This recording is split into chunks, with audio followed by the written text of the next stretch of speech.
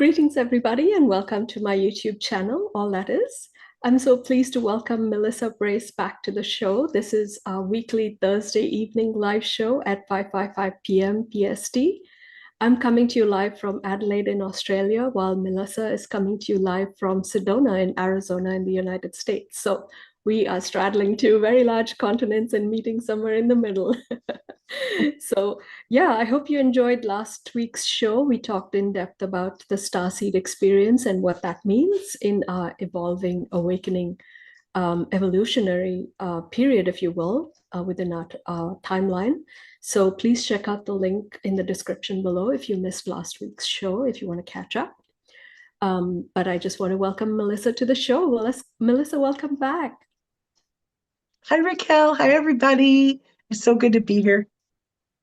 Awesome. Thank you so much for being here, Melissa. And we were just talking briefly before the show. It's like, I'm so happy about what we have manifested here on the show. It just brings so much joy to my life. And it's like the highlight of my week, And, and we sort of are uncovering so many important layers and such important subjects that we bring about to whoever's tuning in, to either bring about light to where darkness is, or to even help those that are finding it hard in this transition, if you will. So, yeah, today's show, as usual, we will be doing some live psychic readings, which Melissa will be doing live here to the folks in the chat. So, just to let the folks in the chat know that, as much information as you can give us, that makes it easier for Melissa to give you a better reading. So, if you want to give us your name, your sexual orientation, a little bit of background, and what it is that you're wishing to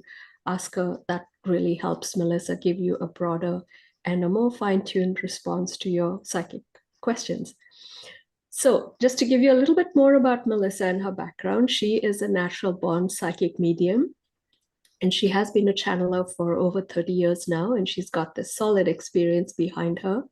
Her diverse titles and roles cover many spiritual practices and beliefs, and a starseed is one of them, a healer, a divine alchemist, a visionary, a mystic, a life coach, a Reiki master, a spiritual hypnotherapist, an animal communicator, a curse breaker, a prayer warrior, and we had a little taste of that last week, and a cosmic tour guide, which Melissa offers in Sedona. So be sure to check out her website and flavor all of these services that she has to offer. And so Melissa's unyielding commitment is love at the heart of all of her calling and mission. And her purpose is to help others awaken their true selves, guiding them to become who they truly were meant to be. I want to apologize for the dog barking in the background. I'm sorry about that if you can hear it. That's okay. So Melissa focuses on guiding individuals towards healing their hearts, cultivating love, happiness, and freedom, and standing firmly in their divinity during ascension and awakening. So once again, Melissa, it's great to have you back. Is there anything you wish to say to our audience at the get-go? Thank you. It's happy springtime for those of us in the springtime places. And I'm really, really glad to be here. And I'm glad you guys are here. Welcome back. You are muted. Awesome. I'm just trying to stay off the, the microphone so the dog settles down. I apologize once again for the barking of the dog. So thank you. And as we get into today's topic, I know it's going to be a bit of a ride, let's say, as we delve into those darker aspects of what it is we are dealing with on this ascension journey. For me, it has been, in a way, a journey of discovery, because I came into my awakening about, I would say, 20 years ago. And it started off with yoga and meditation. I went deeply into myself. That became my constant. That became my prayer, if you will, every morning, just being consistent in doing yoga and meditation. And I got into connection with that deeper self within that energy of now we call it the higher self, right? But at that time, it was not like I had labels to name it this or name it that. I just knew that there was that innate sense within me that wanted to be heard, wanted to be sovereign, wanted to be um, awakened, if you will. And so yoga and meditation was the path forward for me. It was my flowering, if you will, that, awakened all of these things within myself. And then as I moved deeper into my practice, I started to see all of the deception that was within our reality. And it didn't make sense to me. And in a way, it also reflected back to me, my upbringing and how it was during my formative years. There were a lot of things that I didn't understand, that didn't necessarily gel with the way I thought. Religion was a very big aspect for me in terms of rejecting the norm, let's say. I was born a Protestant, and my mom and dad separated when I was 14 years old. And so my mom was Catholic, my dad was Protestant, but we were baptized in the Protestant church because my dad obviously was the primary, whatever you want to call it. The kids have to follow the dad's religion in a way, right? So we were baptized in the Protestant church, but I followed my parents going to church whenever they did. They were not very pious, let's say. So it was like Christmas, Easter, that sort of thing. They would go to church and we'd have our family gatherings, and it was like almost like, okay, we're going to church for this and for that. But when my mom and dad separated, excuse me, at 14, mom decided to baptize us in the Catholic Church.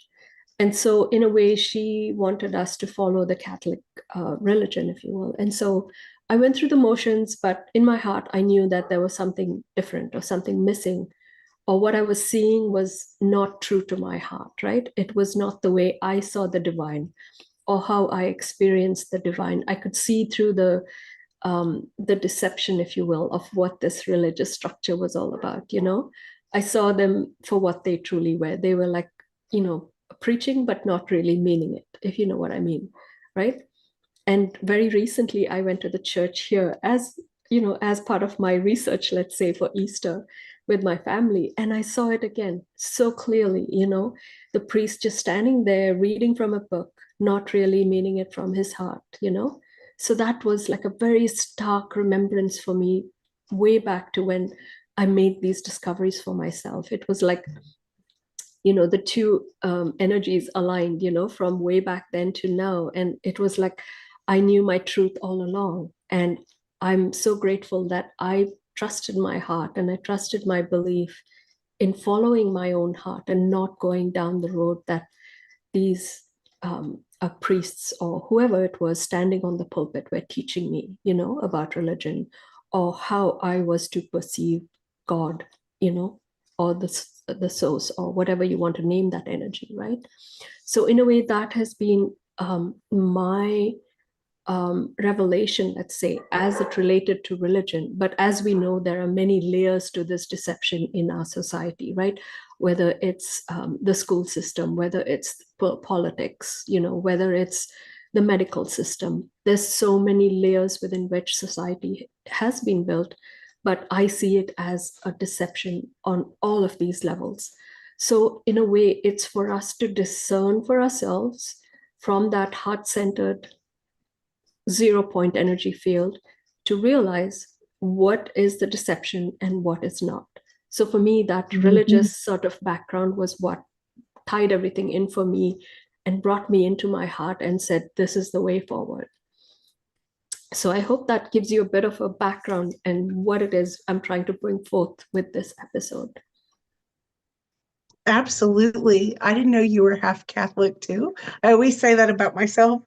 So I grew up Protestant and chose Catholicism, and so I'm half Catholic, is what I say. Oh yeah, I went into a convent school as well until about grade 7. So very much involved with the nuns and the priests and all of that.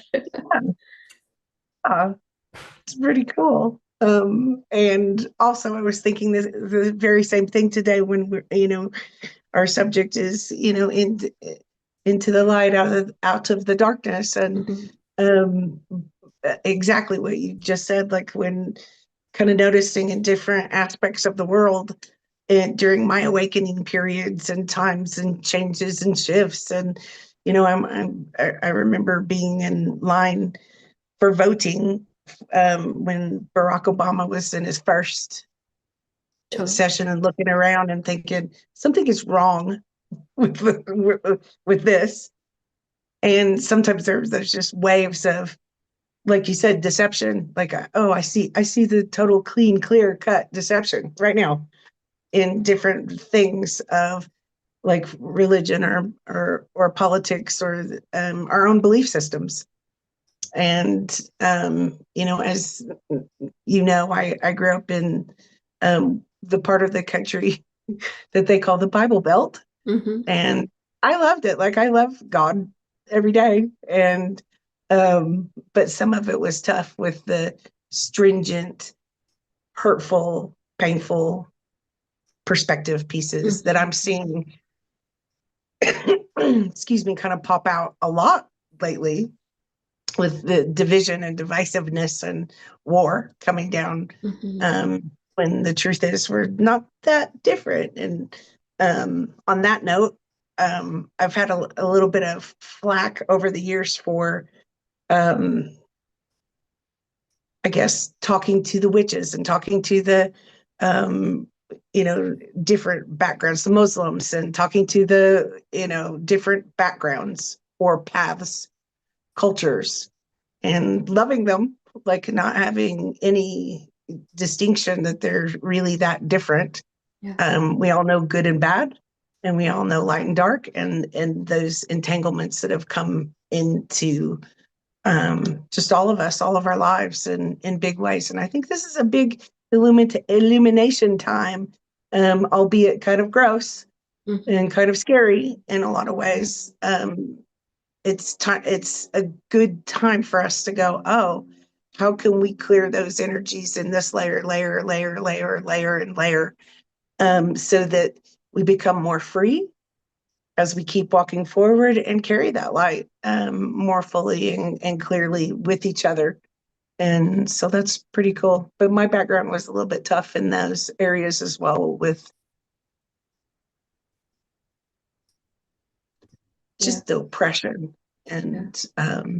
And as some of you know, um, many years of ritual abuse and being in a place that I did not fit, Mm-hmm. kind of, Yeah. like kind of oppressed, slavery Yeah. almost.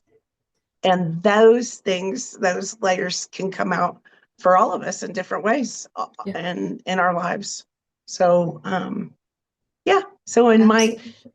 life experience of accidentally being on this spiritual path really strong, um, just from birth, I was just this, me.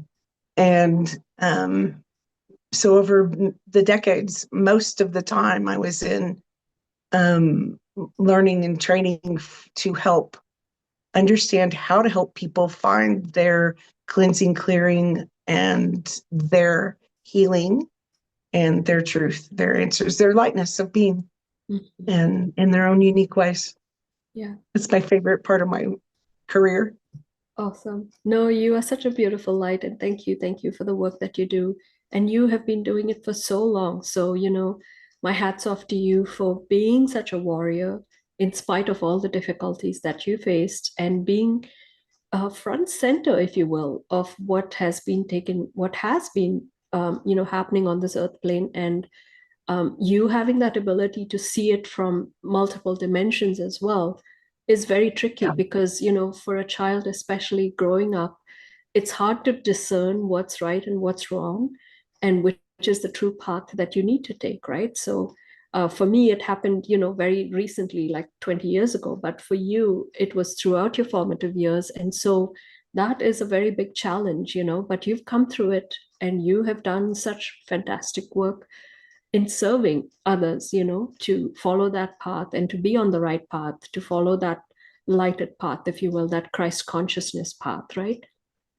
And so I Yes. think that's truly Thank you. commendable for the work that you've been doing. So I appreciate that. And I, honor you for that, for doing that through all of the personal struggles that you've had along the way as well, and still do sometimes. I know that you've been attacked many times, and in a way, we each have to hold each other up during those difficult times and make sure that our brothers and sisters don't fall to these false energies or these distorted energies, right? And so we are all holding each other and leading the way into that lighted path. So yeah, we just have to stay strong because it is a big battle, and it's incredible the things that you uncover along the way, right? In your own individual path and the collective field.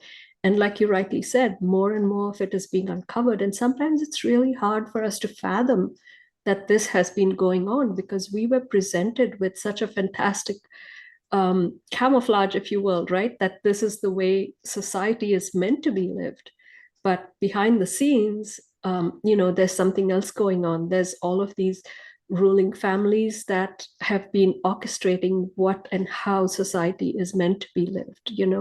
And we have taken it hook, line, and sinker as a way of life, right? There are those like you and me that have along the way discerned that no, this is not the way to live. I'll follow my own path. And we have gone our own way. And because of that, we have been shunned, and, we have been presented with a lot of opposition, oppression, those sort of things, because we don't toe the line, right? So I guess that is the challenge for us, to live as lighted beings, as light workers, as star seeds in this world that was created for us. And so that, in a way, is the challenge that we have to face. But knowing that we are protected, knowing that we are guided by the Creator and by the guides that are here to help us, that gives us the strength to move forward, right? And so we have to know that in our hearts and to gain strength from that in order for us to move forward on this journey. So I think that's very, very important. And that comes from each and everyone's heart, to find that place, that strength within their heart to be able to live sovereign, to command that presence of the Creator within your life and, guide you from that perspective. So for me, in a way, that has truly opened up my life, from that surrendering, if you will, to that sovereignty of the Creator and to being guided by my higher self, by the Creator. And I just don't think about it anymore. It's become such a way of life for me. And so that's become my daily practice, right? And so it's like, I know for a fact that Yeshua is there. I know for a fact that Mary Magdalene is there to help me, if I ever face difficulty. So these beings are like my everyday guides, my go-to. I know that my primary guides are there. If I ever have a question, I can always ask them, and I always get the answer. I always know what's in my heart, what's the way forward. So my prayer to everybody watching is that open your heart, connect to your higher self, and land in that space, that 0 point energy field that will guide you forward. I hope that makes sense. Oh, a lot of sense and very helpful. Yes. Thank you. I agree with that. And on that note, just kind of some of the words, like you said earlier, like we didn't have the correct lingo 20 years ago and that we have today. And I don't know about correct. I mean, how could you actually put words and language to all of these things anyway for Yeah. everyone to understand? Like that's kind of a tough one. And as we know, God, the creator, pretty much doesn't need language. Yeah. Um, so as we surpass some of those pieces, I kind of I remember just being in my 20s and just kind of hearing my guides out of nowhere say Melchizedek line and things like that. There's been little signs, and I was doing a reading today with just a beautiful man today, and I said, "What do you think about asking for unmistakable signs from Source, from Christ?" So that your next steps can become more clear, and it's almost like the windshield wipers going. And so that's sort of my theme of my life. And he's like, "Yeah, I like it. Unmistakable signs." He said it 3 times. unmistakable signs, huh?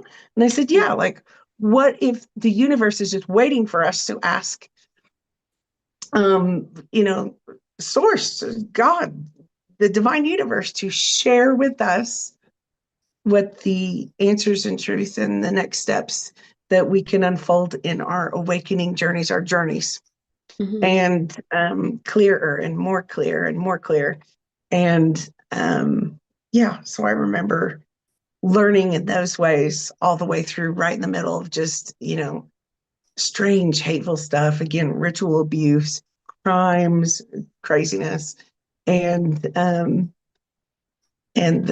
and like you said, to be able to come back into those higher frequencies and remember, like, no matter what, rich, poor, bad days, good days, we are so protected and loved, and Mm-hmm. in every level and every layer of who we are. And that's where I sometimes see some of those lower energies becoming free, and in my journey, at least, becoming more sovereign Mm-hmm. in every breath and every second. Does that make Yeah. sense? Absolutely. Yeah, absolutely. No, and I think you hit the nail on the head. And we brought this up last week as well. We talked about this briefly, where it's us that has to open our hearts and reach out. It's like our guides and indirectly, the source creator or the almighty or God or whatever you want to name this energy. It's almost like we have to raise ourselves up to that level because we have been suppressed so far down that we're not able to access those pure energies, let's say.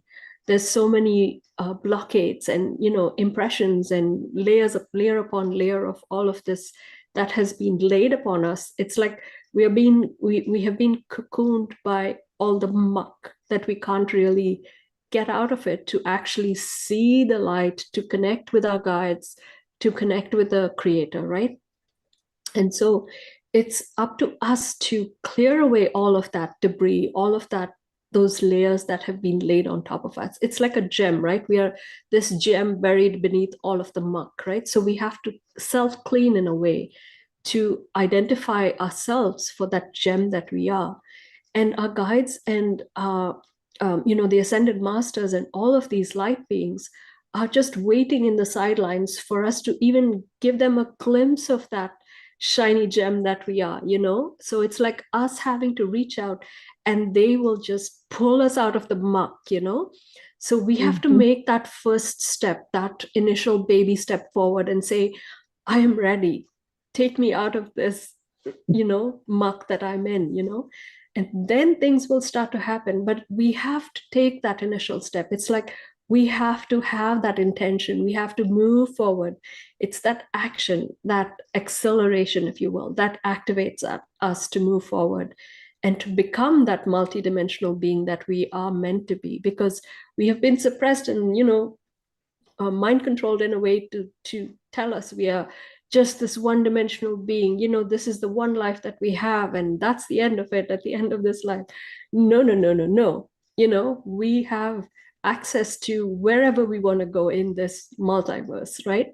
And we can be whatever we want to be. We just have to take that step forward and intention where it is we are wanting to go, what we want to be, and everything just opens up. We have the key within our heart to open that up. So very, very important, I think, to what it is we're doing and where we are going. I agree. Beautiful. Well, very well said.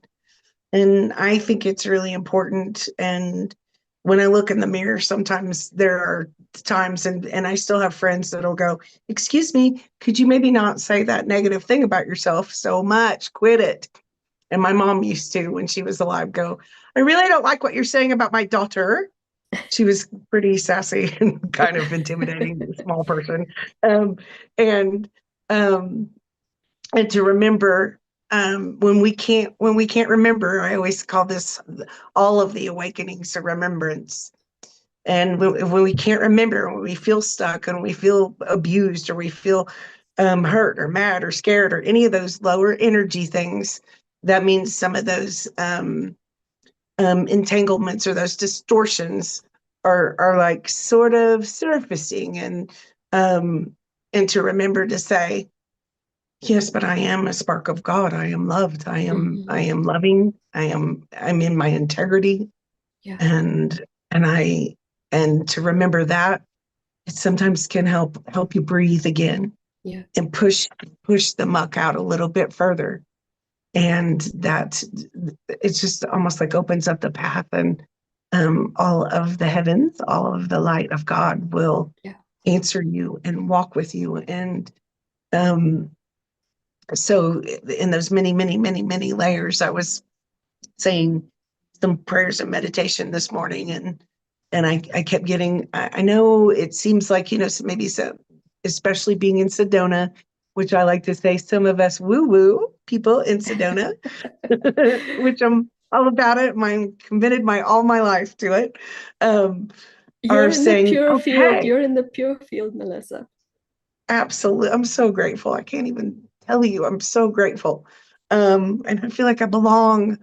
And I just kept looking at the energies because one of my skill sets is looking at big picture pieces. Hmm. And sometimes I can't see the in between, but the big picture of energy and frequencies and how things are aligned, and almost like the architecture of our reality, and the Hmm. layers and layers and layers of those architectures.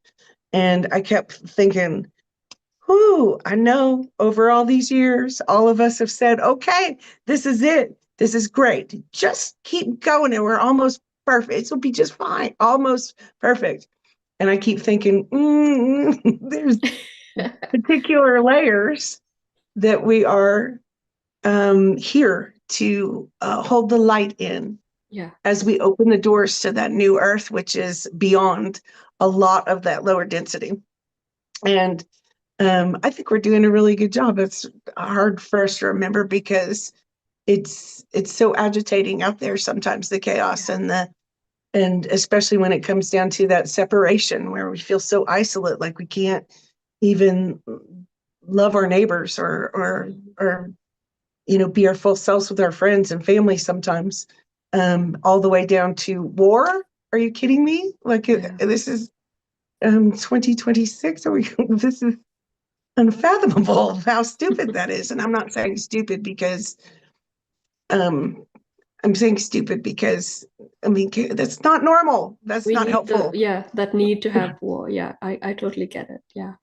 And and the many other things, the demonizing people or groups or um, and those the patriarchal imbalances, and but at the same time I was kind of over these last few years watching that divine feminine, the divine mother stand up Mm.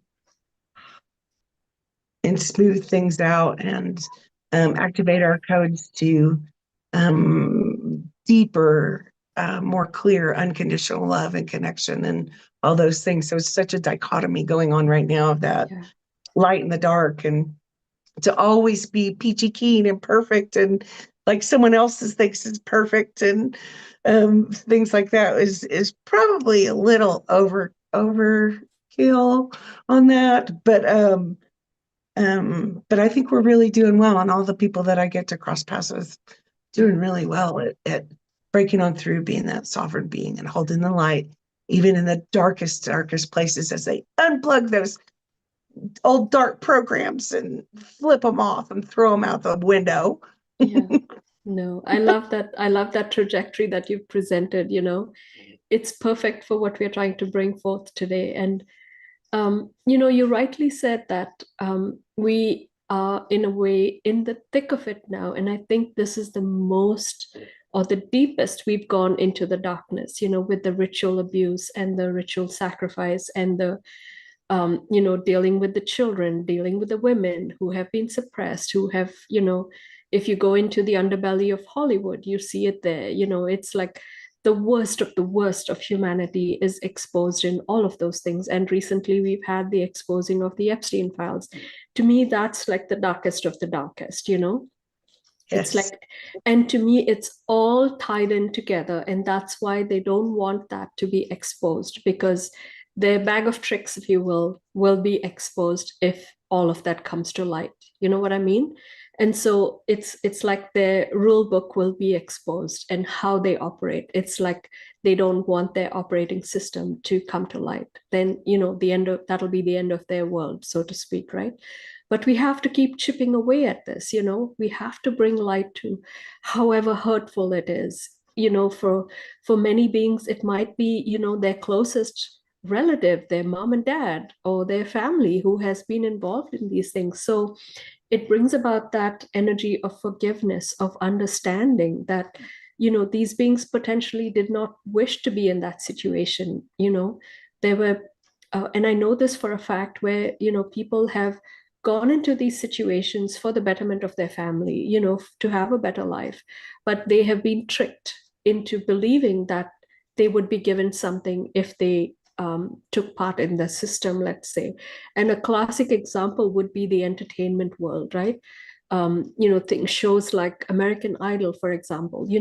Young folks go into these competitions thinking that they are lending their voice, allowing for their gift to be exposed to the world, but they are presented with a contract that robs them of that potential and locks them away for the rest of their life sometimes. So they get into these difficult situations where they become owned by these corporations that essentially are then directing how they sing, what they sing, who they sing to. It's like a complete mind control situation. And so this harkens back to the entertainment and industry, years and years and years ago. It's like these are the layers within which they built that society, and the rules of engagement, and how they bring about these control systems, and how they rob the soul of a person just from having that gift to sing, to bring forth their own beauty, their own essence into the world.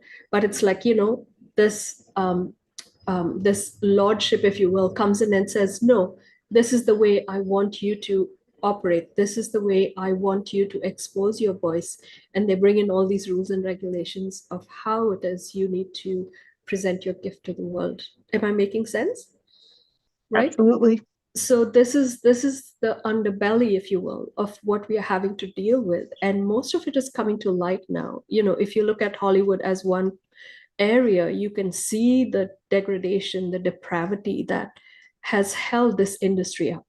And so in a way, we have to look at all aspects of our life and look at all the darkness that exists in all of these areas within which we are touched by society. Whether it's the school system, whether it's, like we talked about, the political system of it. Now we talked about the entertainment system. So it's like wherever you look, it's there. You just have to dig a little deeper and try to figure out how depraved it is, how badly distorted these areas are and have been for a very, very long time. And if you go deeper, it's a much larger, much deeper cycle of the earth being in that a prisoner situation, if you will. And I've gone through that in my own journey, and I'll probably put a link in the description if folks want to hear about my connection with the Draco, which is another, bag of tricks, if you will, right? And so it goes deeper because we have been influenced by energies, by beings that are not of our plane of existence. And so they have brought in all of these practices, but have used the human as the shield, as the front to present their draconian ideas, if you will, right? And so we have been, in a way, built on the system that is not meant for us to be experiencing. And so, in a way, we are breaking through and trying to remove all of these systems and find that light within and try to rebuild on what we are meant to be and how we are meant to be. And you rightly brought in that mother energy, which has been suppressed for so, so, so very long. And we have, in a way, awakened it through our grid work missions as well, bringing in that mother energy and bringing about the balance between the divine feminine and the divine masculine. The divine masculine has been suppressed and distorted in so many ways, and it's still happening, you know. Where are the divine masculine? You don't see it anymore. You know, you don't see that strong divine masculine that has that protective energy, that has that sheltering energy Honestly, to protect the divine feminine. You hardly ever see yeah. it anymore, right? Because the divine feminine is in a way um, glows and grows and feels secure in order to create, because in a way we hold the woman, the womb man holds the secrets of the universe within her womb, right? And so when she has that security of the divine masculine, she's then able to birth, right, to feel that strength within her to bring forth all of these energies. And so that is missing for a very long time, has been missing for a very long time.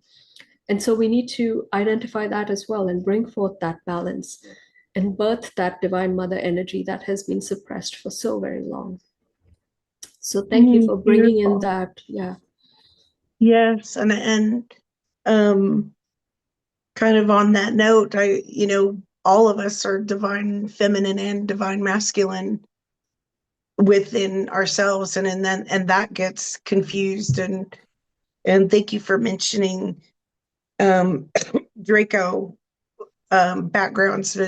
It's hard for any of us to fathom, any of us, all of us, that our world has been really hijacked by really kind of like ancient, smart, mean, nasty things Mm-hmm. and different kinds of beings, which are in those different pieces of our higher selves and um, many background. I mean, we could go on for months on this one.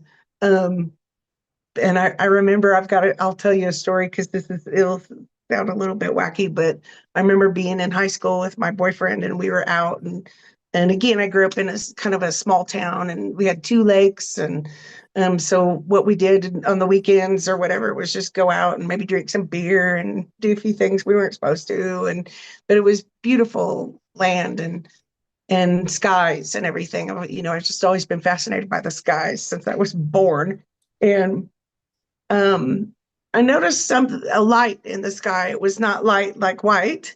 And this someday I'll tell stories about how, okay, I kind of have noticed that I've been visited over many decades since I was a little girl. And it'll be part of my story that I guess, finally speak of. In high school, I was with the boyfriend and a really great guy. And and just adored him and I noticed this just like real intense light and I had been visited by both the light and the dark at that point. So I knew things that was I just knew things. I was pretty activated quite early. So I thought, what in the holy biscuits is that? Like, and it would follow us. So we went across. I remember we went this will date us all. We went to KFC, got some fried chicken, and we went out to the lake and we did all this other stuff. And he said, "Do you notice that there's a light?" And I'm like, "Well, we hadn't even started doing anything that could maybe make us a little bit off balance. Nothing." Um, and I'm like, "Yeah, don't look at it." And I out of the mouths of babes, I was like, "Don't interact with that. Don't answer it. Don't talk to it." And I was like, "Shoosh." And it took an hour or two, but I was like, let me just clear it. And I didn't say clear it because I didn't have that vocabulary then. But I'm like, let me cut this schniz bits out. Mm. And they finally detracted. But there's an intensity sometimes when those types of beings, or um, sometimes we could call them demonic yuckies, and the grays are also pretty Mm. hefty, Oh, yes. nasty things. Um, and those levels of those fourth dimensional and fifth dimensional, unfortunately, they've wormholed in higher dimensions and holding their grossness in those places. And a lot of it's gone because of Mm. the wonderful work of people like you, Raquel, and all the other light workers and the people that have paved our paths for us. Um, but to hold that unconditional love, that those energies can't stand it. Well, you included, Melissa. At that point, if you were, equipped to get them out of here, then, that laid the laid the foundation.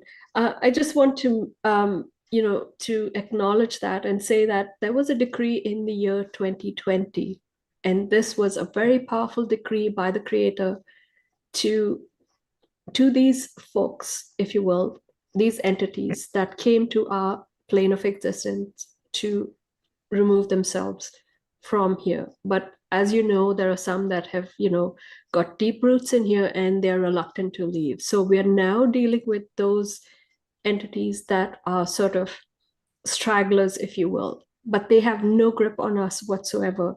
Like a lot of them have been removed off planet, and I've been working full time with Yeshua and Mary Magdalene and the others to, in a way, get rid of these beings. And the process that it and how it happens is that whenever I encounter these beings, and for me, I can actually smell them, which is very, very strange, When I first And not encountered them, fun I was like, sometimes oh my too. God, it's so disgusting. It smells like it's like almost like a skunky marijuana kind of smell. And it's like a wet blanket kind of smell. So I know instantly, oh, they're Mhm. close by. So the process within which this happens is that the light comes in, my guides come in, and they surround these beings with light and they take them off planet. And That's it's like that they have a hub, I don't know where, but it's in another dimension where they have a way of placing them, if you will, where they are meant to be. And the way Yeshua explained it to me was that they either go back to where they deviated from their path, to explore this soul path that was not in alignment with their true evolutionary process. So they can go back to that point where they started to deviate, or they can help with the current situation of helping others, like bringing their light beings back to the light, let's say, or they can go into becoming space dust, which is their light is completely extinguished. Mhm. So they have those three choices. They can become helpers, they can go back and relive their experience, but in the right way, or become space dust. So those are the three choices they have, but it's off planet. They're not allowed to stay here anymore. So in a way, we are the cleanup crew, if you will. So whenever we encounter these energies, we are just wrapping them up in light and saying, bye bye, thank you for being here. Thank you for the experience, but it's time for you to leave. I have been saying that for like 25, 30 years, saying like I have screamed at God, the divine universe, numerous times, and I will embarrass myself today and probably other days in my life, but I'm like, what in the world? How did you let me come here and be the cleanup? Am I in the sewer system? Like cleanup crew of the like? This is my only purpose? Are you kidding me? And my answer was always like, well, not only did you choose this, but and be chosen for that, like you gotta, yes, but you can handle some of the stuff. Like you can go, whew, that was hard, and ouch, and be resilient in some ways. Yeah. And it's a little bit silly to me, even though this is kind of an extreme subject. I over the many years of working with my shamanic ritual abuse counselors, like super shamanic and so advanced, and um, all the years, many years, we worked on clearing the projections that what do you call it, attachments and Mhm. wounds going into our systems. All of us, and by the way, all of us have been affected, of course. Oh yeah, Um, and that's the way they worked. They created these systems so that it goes into our body and it gets clamped into the body, and we go from one generation to the next, rebirthing all of those systems. That's why it's so hard to untangle, because we're carrying it as an ancestral attachment, if you will, right? So even for Yeah. myself, when I work on these things, I have to go back many lifetimes to clear all of it, right? So it's very, very important to understand that. Yes.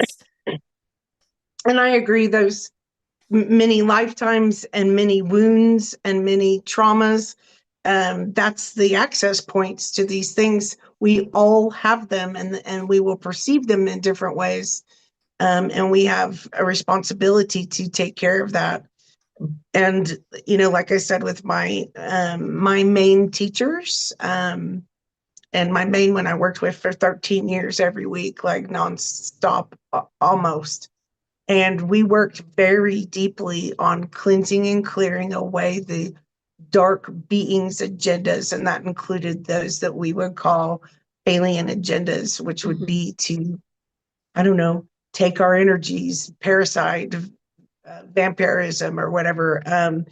And those dark energies, the oppression, suppression, and those things that are just the cages that have been around all of us. Mm-hmm. And that's one of my, I've actually never talked about that ever to anybody.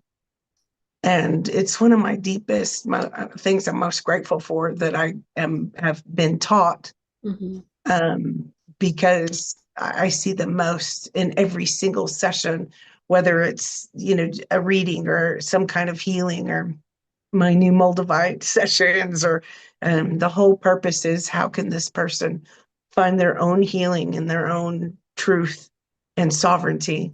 And I see those energies, those dark energies that have been, like you said, clamped on, like Mm-hmm. literally holding on, super glued, nailed on, Mm. like fused onto us.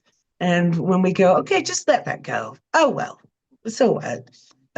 Sometimes it's a little bit offensive, because it wasn't us. We did not consent to a lot of Oh, this. 100%. Yeah. And we're all working on it Yeah. again. And I think we're doing quite well. Oh, yeah, Um, absolutely. and I agree. A lot of the darkness is actually gone. Yeah. And so we got this cleanup, and I call it reverb, Yeah. where it goes, bounces back, and like goes, whoa, whoa, whoa. Yeah. Um, Well, to me, I call it the minions are now in charge, right? So it's like now it's the human side that has to be, in a way, brought to understanding and realize just what has been happening, because these dark energies use the human as a front, like I said earlier. And so these humans have been mind controlled to think a certain way.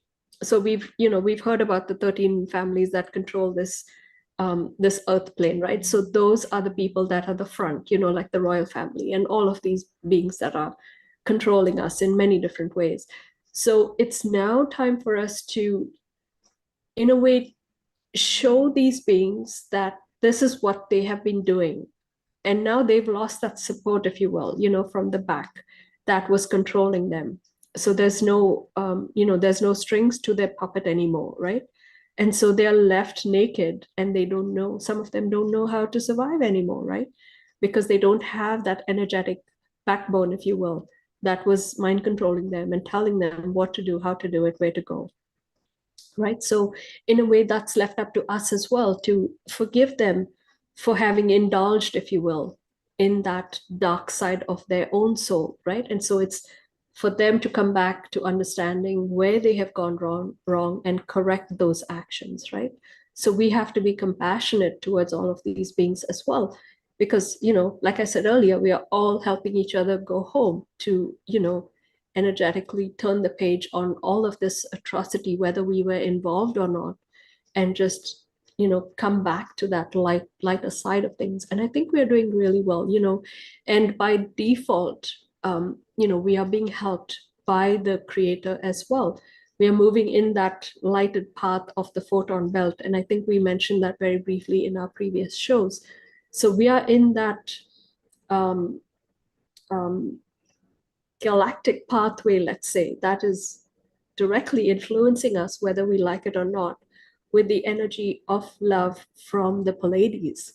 We are moving into that Alcyon environment, which is like the central sun shining that love light on us, whether we like it or not. And so, in a way we're getting that help that we need to move forward and to reject all of these insecurities, all of these inversions, and find those fragmented parts within ourselves to weave it all back together again and to come back to that Mhm. sovereign place that we are meant to be flourishing from, right? To that true evolutionary cycle of our soul. So that's the objective. That's where we are going. And that's where the new energies are coming in that are being birthed. Absolutely. I see it too and know it too. And again, be nice to each other. I want to just throw this out there that let's have compassion for each other. Mm. And I'm not saying like, sure, let all the crimes keep going. Sure, just No, close your eyes and let it happen. no, No, I'm not saying we that. cannot I'm saying unsee that anymore. Yeah, we cannot unsee that anymore. But each one of us have been duped and tricked and part of the system, and we're still unplugging each and every one of us, even the most advanced of us. yeah, And I'm just so proud of all of us. We're gonna make it this time. We don't absolutely. have to have bad histories repeat anymore. No, We we've can reached that tipping point, so there's no turning back now. It's only forward. Well, I just want to quickly acknowledge everybody in the chat. I've seen a lot of hearts flying, and I just want to say hello to everybody. Sorry, we got on a roll there and we just didn't have a breath to take because we were so involved in what we were talking about. But I love it. I love it. I love it. I love our conversation. So we've got Katrina Boo and we've got Laurie Chavez. Who else is in the chat? Let's just do a quick flip around and then I'll come back and speak to each of you individually. We've got Tracy Hey Tracy. and we've got Melissa from New Zealand. Hey So Melissa. thank you, everybody, for being here. Hello. And I just wanted to say, if you have any questions for Melissa to get a live psychic reading, please be as specific as you can be, identifying yourself and your question so that you get a more um, finite, let's say, or fine-tuned answer from Melissa in where it is you want to go and what you want answered. So let's talk to Katrina. She says, hello, everyone. I'm just going to pull all Katrina's comments here just so it's, Katrina speaking to us directly. She says, I always cry when I go to church. This was when we talked about religion, I suppose, earlier. It makes me uncomfortable. She says, right, I feel more comfortable watching at church at home than going out. What else? Katrina. She says, I'm ready to be happy. I don't know what makes me happy. Still, I am learning. She says, I'm going to watch some YouTube videos on that, like meditation. Thank you, Katrina.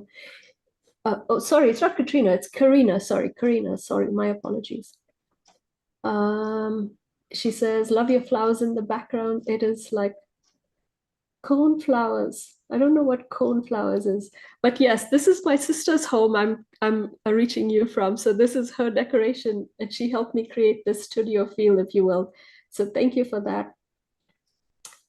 What else does Karina say? She says, like I've been shut down from emotions now. All I want to do is cry all the time.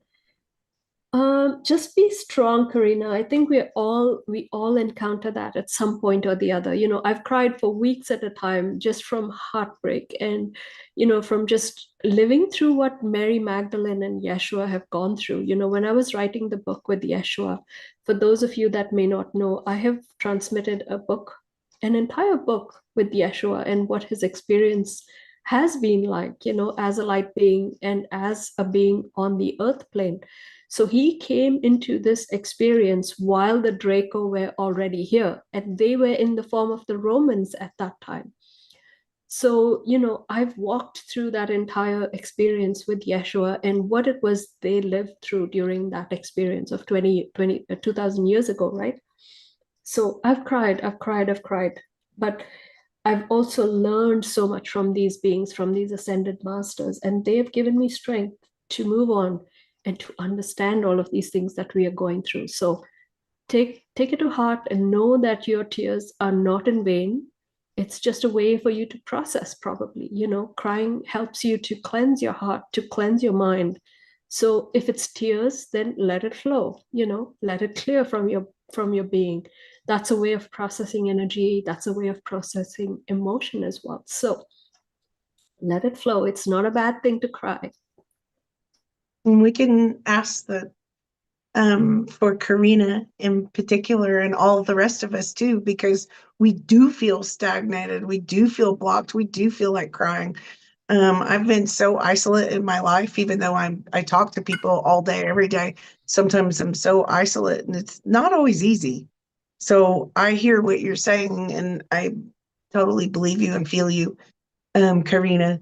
What if we ask the divine universe, the breath of God, to move through us all and show us unmistakably, bring back our energies that were smushed and squished and chomped on and hurt and stuck, and to ask God, Source Creator, to show us, share with us the truth, and help us remember what does make us happy and what our purposes and passions and next steps are, so it doesn't feel so isolate and separate and painful.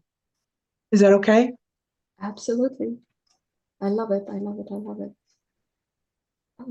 Let's see. What else does Karina say? She says, my grandparents lived in, how do you pronounce this? Indianapolis. I think it's Indianapolis in the Mm-hmm. 1990s, and I want to visit there. Uh, do you like Indiana? I haven't been, unfortunately. Have you been to Indiana? No, I've been to Illinois a few times, but not Indiana. And I'm wondering if it's almost like calling you inside of your heart. I mean, there's some awesome people in Indiana that I know, but I've never been. I'm wondering if it will almost like bring you, almost like a key or a click, or your grandparents will help you feel what it was like, what your line was like, what your truth was like, and see where you came from in a way. Activating. Mm-hmm. She says, has anyone got meteors falling? We had some fall in Ohio.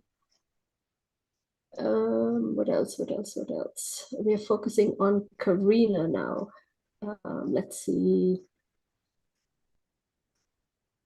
Okay, so Karina, if you have a specific question or something you want Melissa to answer for you, please put it in the chat. I'm just going to go all the way up to see if we can interact now with Lori. I think Lori is the one Lori's that been has been waiting. missing us, right? Yes, she's been Yes. waiting. Thank you, Lori. Hi. Hi, Laurie. Ask Yes, some. she says, yay, I made it to tonight's live. So she says, I pulled away from the Catholic Church in 2014. My priest betrayed me. We moved and started a new Catholic Church 2025. Priest is from Nigeria and speaks the Lord's word all the time. What else? What else does Laurie have to say? So sorry you went through this, Melissa.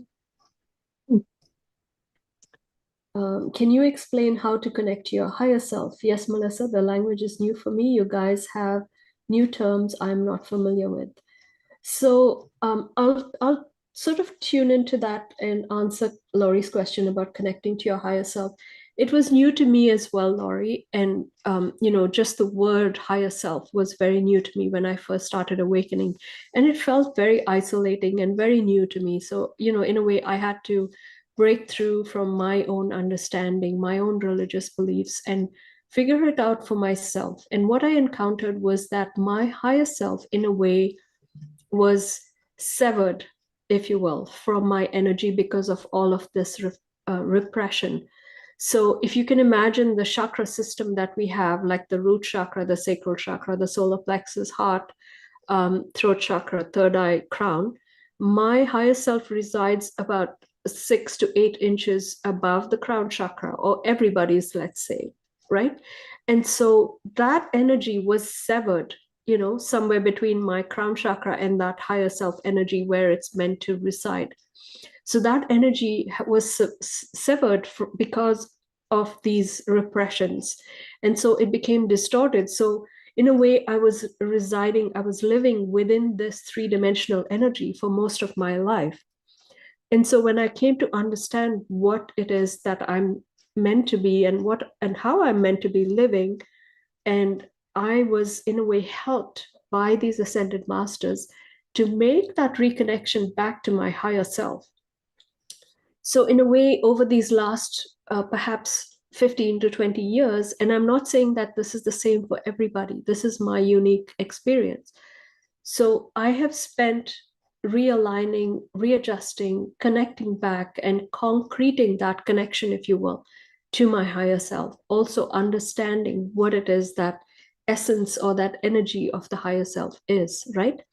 And so it is a direct connection from your heart to the divine, to the creator, through your higher self. It's almost like your higher self is that um, telephone pole, if you will, or telephone wire connecting you to those higher energies, to the creator. And so if that has been severed and snapped, you lose your connection to the creator. And that's what happened to me, right? I was totally distracted. I was totally not in alignment. I was, I knew there was something out there, but I didn't know what it was, right? And so it's for each of us to discover, to find out. If you need help, I have a course, and you can reconstruct, realign yourself with that higher self energy. I do it through meditation. I take you through understanding what that means, and this is out of that personal experience that I had.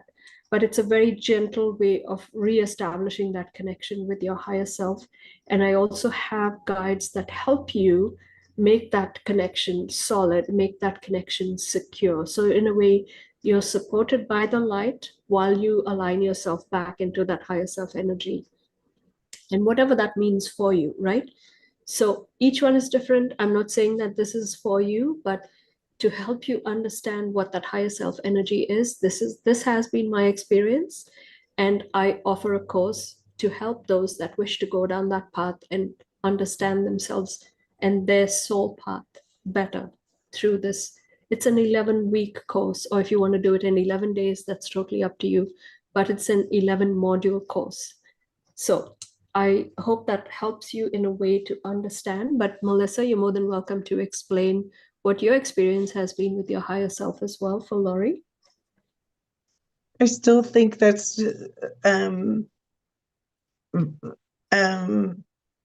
the words are tough. Like, why do we need to use language? Can't we see it? And I think, by the way, all of us have been sliced and diced in some ways, and our energy fields, forms, our bodies, our spirits, our souls, in some ways. And in my mind, because I am creative and visual, I like to think of myself as a spark way up high in with all of us, and that forms God. Like, we're all sparks. It's almost like we form a beach, and we're each little pieces of sand.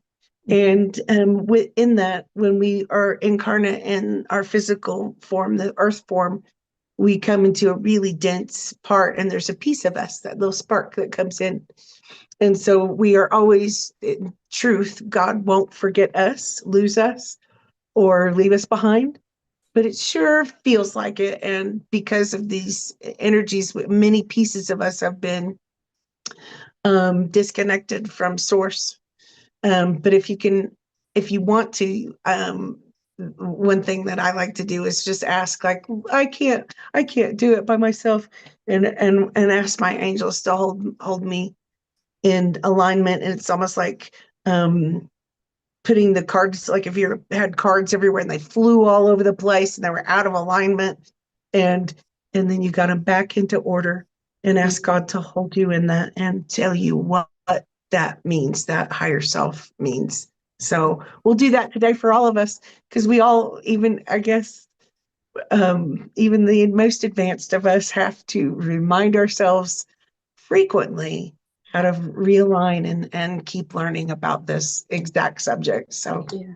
we'll just ask for Lori to be able to be receiving that truth in the ways that are best for her and being all aligned with her true source connection I and love it. forever.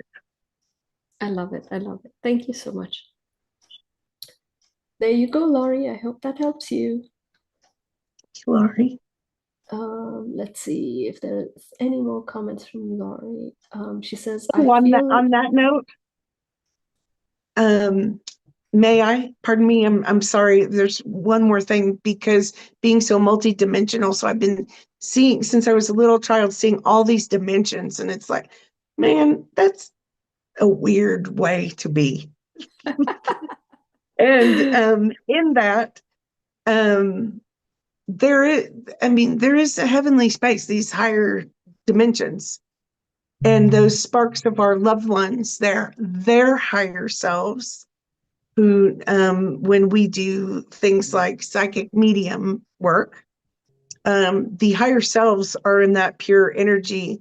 They are still, your loved ones, but they also are part of our bigger picture team and part of God. And so you can ask for their help a little bit too, and be just comfortable and know that they are part of your grandparents, your family are part of it too. I hope that helps. Yeah, definitely. We have a lot of support out there.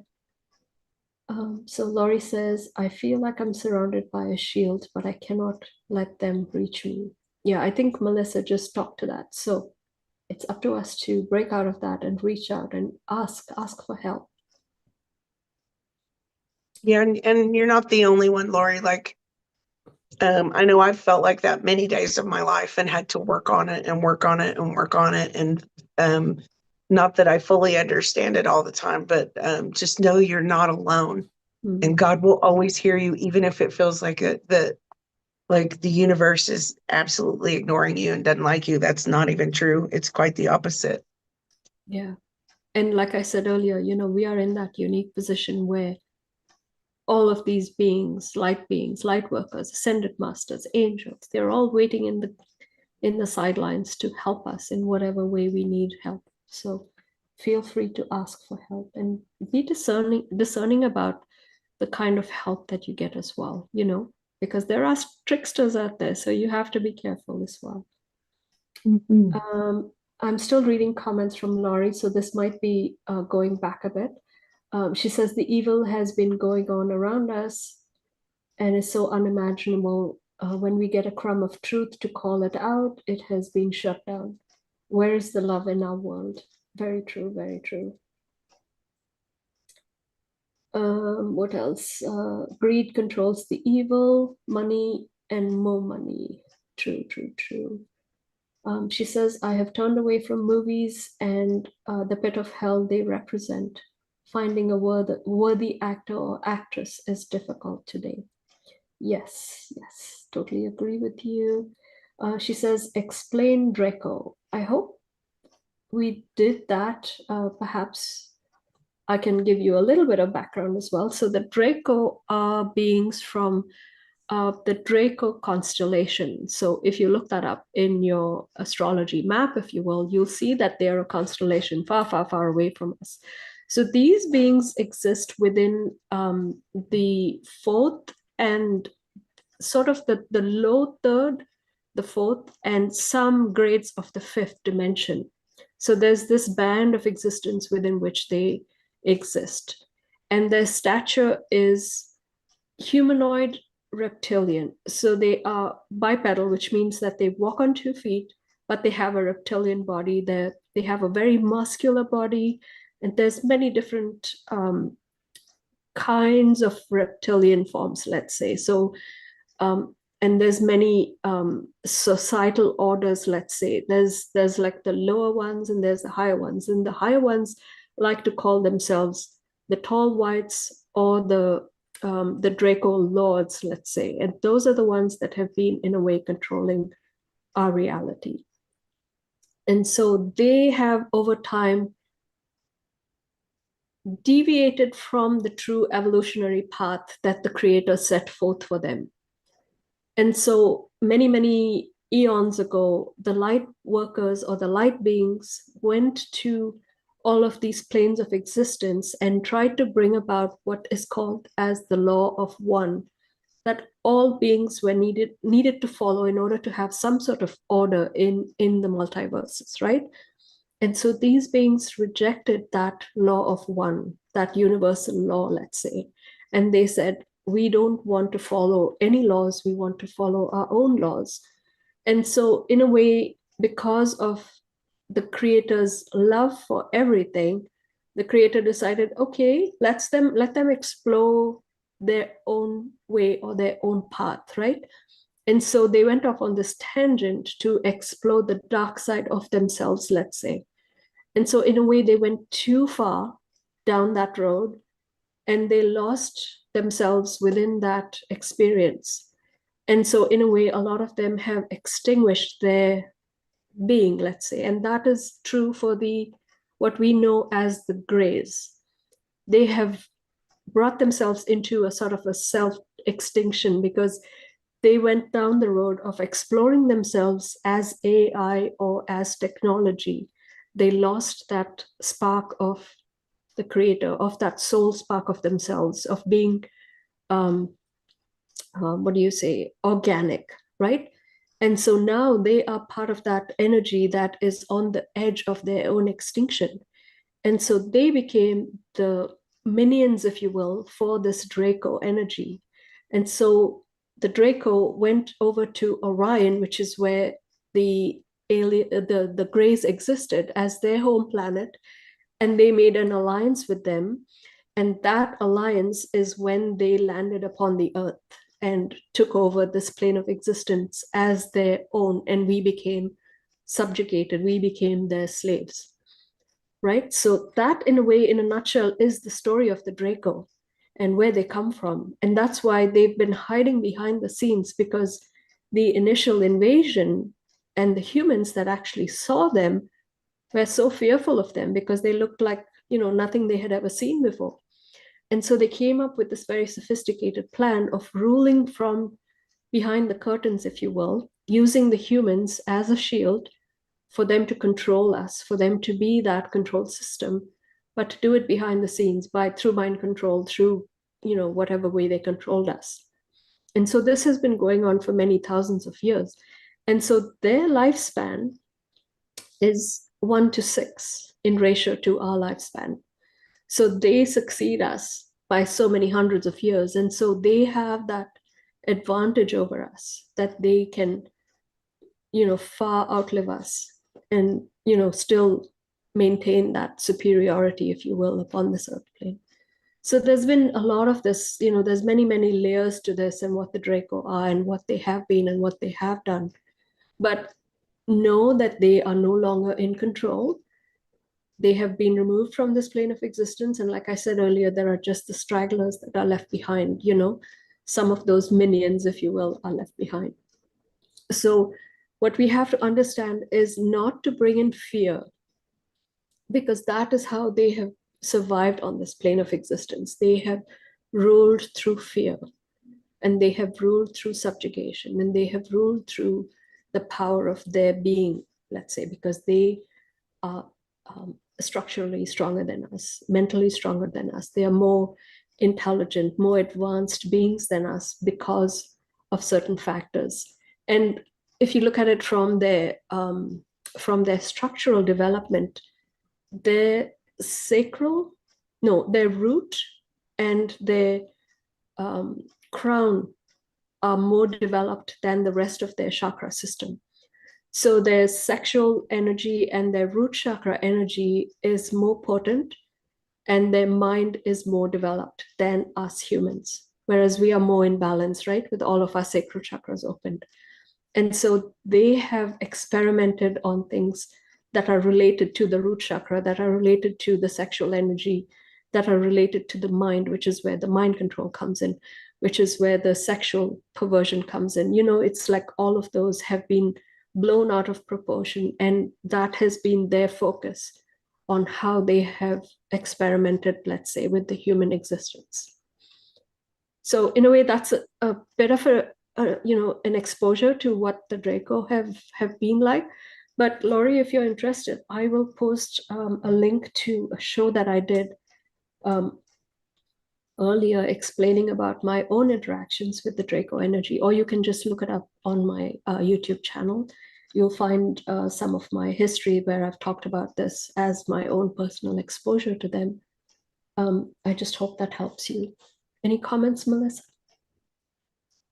Yeah, one of the main things I would say about them, and I'm not laughing, it's not funny, because those energies have hurt us all. But they are the narcissists. They are the real ones, the narcissists. They have no feeling. They don't care. It's almost like, imagine if we, like on TV or seeing a crocodile in those eyes. Do you think that they're thinking about if we're happy and we're okay? They are the betrayers. They are the deceivers. And it's kind of all they were programmed for. They did it to themselves. Mm-hmm. We did not. We did not consent. They're trying to, they were trying to do that to us. And they did because they outlive us, and they're pretty smart in lots of ways. But that's all they were trained for. So it's almost like that cold, dark, and then they wanted us to believe that things like war and hurt and abuse and It's normal. Yeah. Yeah. it It's was not just normal. normal. Yeah. Yeah, like just kind of, yeah, yeah. So, yeah.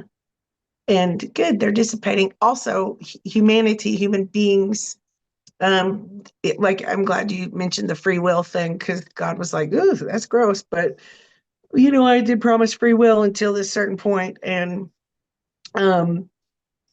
those things are being dissolved. So the pieces where we are disconnected or we have been hurt are being healed now Mm-hmm. as well. So, Yeah. pardon, that's what you just said. Absolutely. Yeah, Absolutely. No, and like I check said out. earlier too, it's like these beings when they do go to that hub where they are being processed, they're given those choices, right? So they can go back to that point where they deviated. They can go into a place where they can help others like themselves to progress along this path, or they can become space dust. So all of these beings are being given a choice. They can fall back and improve themselves if they wish to. But some of them are, like you said, they are bred in a certain way. They're so arrogant that they don't necessarily gel with the light, or they think, oh, I'm greater than God. That's their way of thinking. Or I'll do as I please. I don't believe in God, or I don't believe in the creator. I want to be my own self. And so there's Or that any balance. arrogance. Yeah, yeah. So Uh, there's that they have to deal with, right? So it's all of those very heavy energies that they possess, right? And that's just their being, that energy, right? So, Laurie, we went down a very dark hole, Big rabbit rabbit hole. hole there. I hope that helps you. Let's see. Thank you, Are these Lori. entities living among us compromising our happiness and ability to be our best? Yes and no. I think we've been talking about that as we move through the show. So it's up to us to recognize that and to move away from all of that.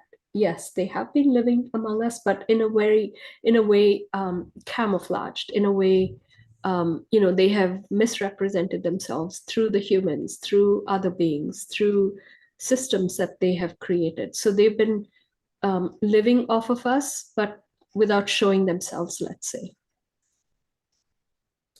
And we weren't meant to be in the same densities, or be like two toys, or anything to anybody, anywhere, anything.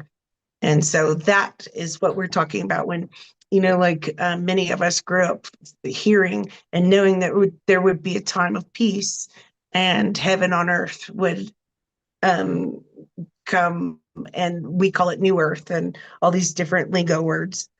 But that's why that is the truth, that God has decreed the truth for us to be sovereign outside of those lower densities, and those beings to be where they chose or are supposed to be. And we are no longer needing to be subjugated to any of that.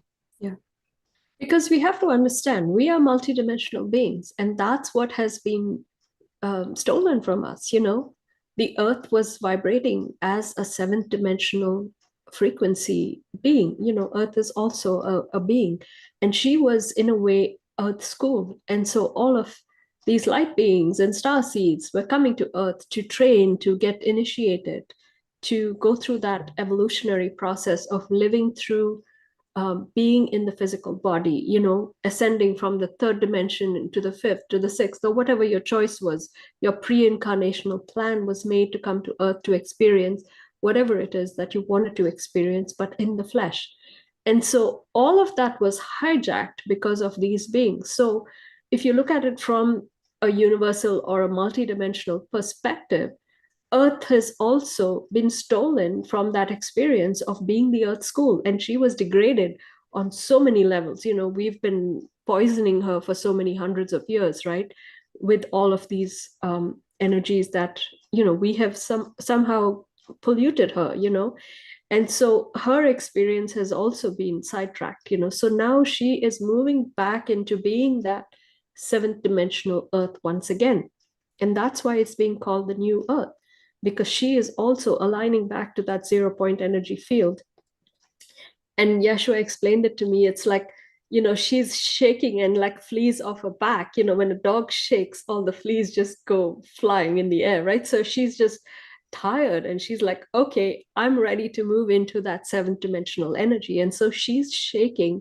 And as you know, there are so many volcanoes, so many eruptions going on right now. There's flooding, there's all kinds of, you know, environmental shifts happening. So she is shaking. She is shaking off all of those hundreds and hundreds of years of unrest that have been on her burden, on her back. So she is also correcting all of that has taken place.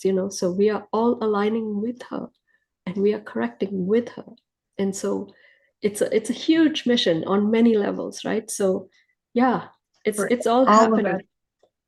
every single one of us that's alive on this earth right now and in the future, our children and grandchildren. It's kind of like super cool to come back into that. And um like Raquel and I were talking earlier, like be the cleanup crew.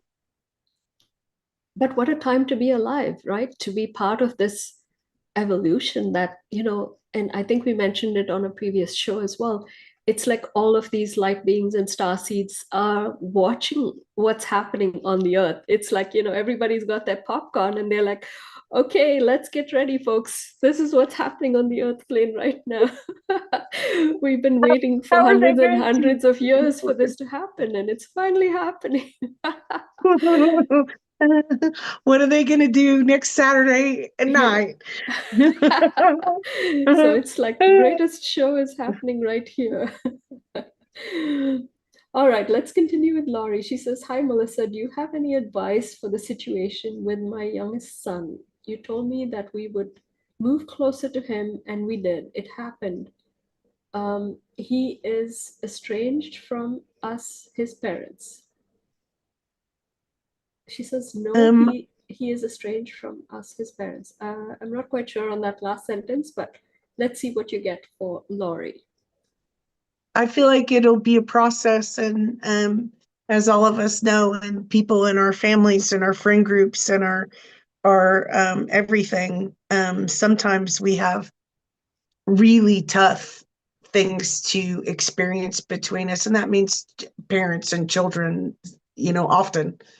And I feel like there's um I'm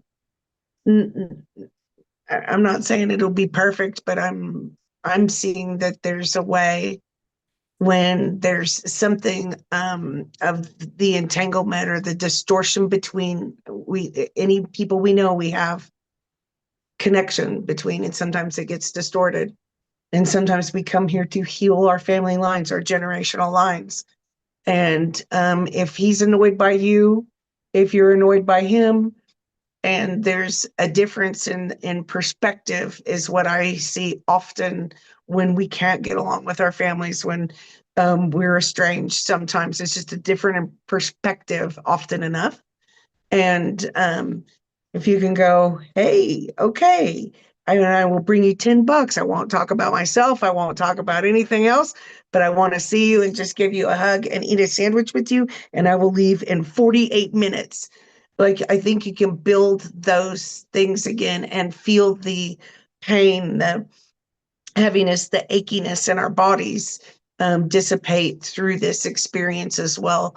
I hope I'm making sense, because I feel like that you have a chance, and in whatever respect he either reacts or doesn't react, I feel like you have a chance to say, okay, 38 minutes then. I promise I won't talk about anything that makes you mad at me. I get it. You can just really dislike me and my shoes today. You can. And then I just feel like there's like a little bit of ebb and flow of being able to talk to each other again. And I know how disappointing and painful that can be, but we can also ask source, ask God, Jesus Christ, to come help us scrub away those things. And I'm seeing Yeshua kind of go, yeah, I'll hold on and we'll purify this, so that that connection, at least energetically, can be more purified, so that in the physical realm that you can come back together and at least tolerate each other a little bit and a little bit more, and know that like, we do know that sometimes, like, family is not always easy for us, and um some people do need to separate from some of their families, but when you don't, it's really important. And that love will break through. I see that, and I see your family members, loved ones, family members of in spirit, kind of helping cleanse and clear those generational lines, which might also help in this circumstance. And that's the best, vocabulary I can use about that, but clearing out some of the things between our family lines, our children, our parents, our brothers and sisters, um, and the heavens will help you. We just need to ask. So we'll just ask that for Lori, if there's any distortion between any of her and her family members, her lines, and especially her son. And if I'm going to ask the heart of God to help cleanse and clear and bring them together as God sees fit. Beautiful. Thank you so much. All right, let's move on to Tracy BK5Y. She says, hi, Melissa and Raquel. Happy Thursday. So the way I'm reading it is I'm going to each person and reading all of their comments. So hopefully that's cohesive for everybody. So I'm just going to read comments now from Tracy and see if she's got any questions. Tracy says, I love your uniqueness, Melissa. She says, I am from California, but live in Indiana. It is hard. Oh, were you the person that said you had Indianapolis? Your grandparents are from Indianapolis? No, that was another lady. That was Okay, that was Karina. Karina, I think, yeah.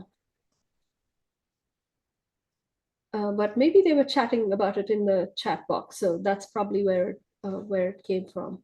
I was going to say that's ironic, because she's from Indiana. Yeah, they might have been chatting about it earlier. So Tracy says, I love the family focus and seasons, but I am like a fish out of water. My neighbors think I am from another planet. Hello, LOL. Yeah, it sometimes can be very isolating, right? When you think differently from everybody else. So don't worry about it. Just shine the way you are, Tracy. You're making me laugh, Tracy, and I'm not laughing at you one single bit. I am laughing with you. I'm holding your hand right now, because they used to call me like an alien. Again, I grew up in the Midwest in a very small town.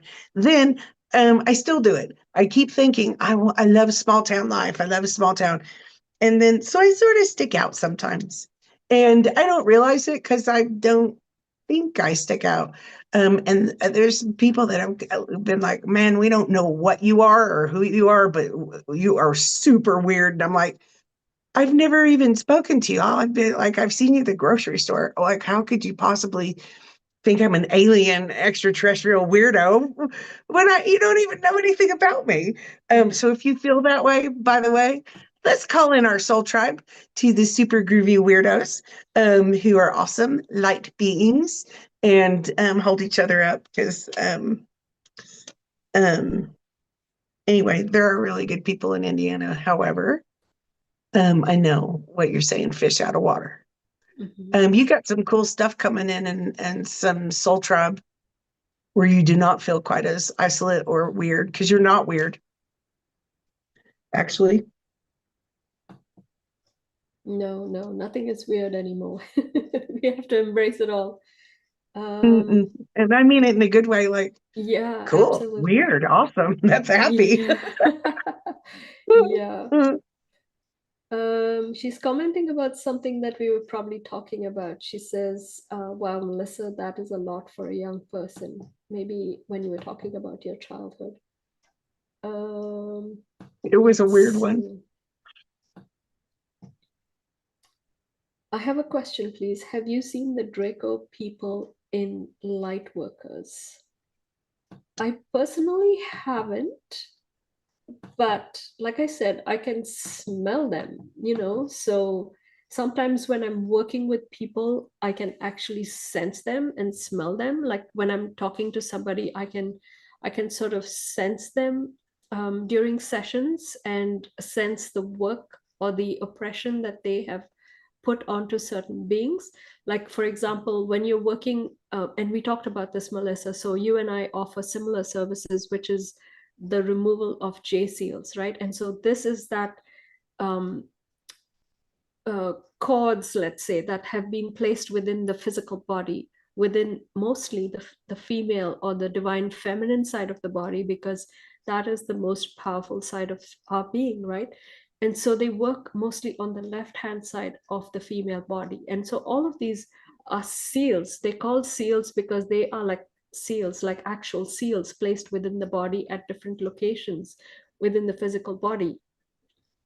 And so when I work with somebody on removing these seals from the body, I can sense that energy and where it has been plugged within the physical body. And so when we systematically work energetically through the body and remove these seals, it sort of gives me a vision or a guidance as to where these seals were placed and how they were placed and how it relates to that being and that particular being's past, let's say, or their past life or their ancestry. And so it's very different. It's very unique for each person. It could be associated with alcohol. It could be associated with drugs. It could be associated with sexual misconduct. There's all these different aspects and how these things anchor in the body and how it manifests in your life. And so as you work through these areas, you try and remove it from your body, remove it from your being, whether it's emotionally attached, whether it's mentally attached, whether it's psychically attached or spiritually attached. And so you figure out when you're working through all of it and how you can remove it from your being. And so in a way, there's many different layers and many different sessions that you might have to go through if it's like really ingrained in your being, if it goes back many generations. And so it's in a way you have to commit to healing those energies within your body and removing these attachments from your body. It's not like, okay, you snap your fingers and say you can, but in a way those remnants will still come back and dog you, right? So you have to do it in a methodical way in order to remove all of those remnants that are going back many lifetimes. It's like a weed, if you cut away part of it, it'll grow back again. So you have to uproot it and you have to take it out all the way for it to be completely healed in your body. So I hope that helps and makes sense. um, Comments, Yeah, Melissa? it does. Absolutely, it makes sense. Thank you, Raquel. And I suggest everybody get some seal removals I almost see it over all the years before I even knew about those words, J seal removals and stuff, and Mm, the cleansing and clearing. We kept doing it over and over, and it's almost like it's like was blowtorched into us, like burned into us, and mm, in our DNA, our actual, double helix DNA was spliced and diced. And so they said like junk yeah, DNA, sometimes a lot of that is just scrambled and yeah, inverted stuff that's kind of mess with the good stuff in us. I also have, I mean, I've had a lot of work to do on that in my own personal self. And certainly had to have help learning, growing, and work on it. Wasn't in just one day, like, okay, fine, I'm all clear. mm, In 1 second. Lots of work, and I continue constantly now yeah, too. Um, and so, yeah, I have seen it kind of shine through some of the light workers, but I think some of it has been as almost like reaction to being yeah. abused and persecuted themselves. And so I don't think it's like particular. Most of the people are not bad. No, There's just a piece of shadow coming up, and yeah, yeah. it's pretty tough. Does that make sense?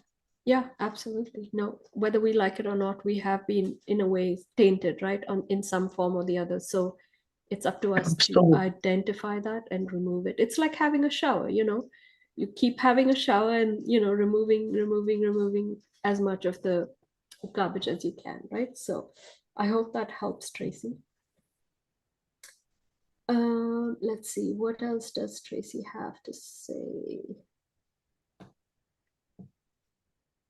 Um,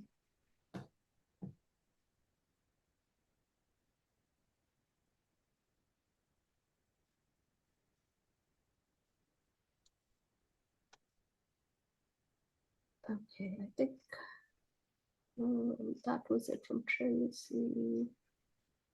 She says, I believe I came into contact with a person like that. I think they're talking about the Draco. Yeah, and if you do, if I may add to that, I know, especially being in Sedona for so long, off and on, in different places, I tend to love my light worker friends and things like that. And yeah, on occasion, there's in just like in any other circumstance or piece of life, someone can turn on you and just really be real disappointing. Mm-hmm. And so if that happens, it's how do I say this better? It's just best not to engage. I remember, I remember, hmm, Well, I now we remember know, one. right? We know kind of the rules of engagement and what it is we're up against. So choose not to go down that path, right? It's Mhm, like choosing to go the other way, right? mhm. Yeah, So hello to 100 years from now. I love that name. Let's see if there are any questions or are you a time comments. traveler 100 years from now? I think you are. Anything is possible, right? Mhm. Uh, what about the Anunnaki says 100 years from now? That's Some your serious, that's your realm, Melissa. uh that's some serious somethings right there.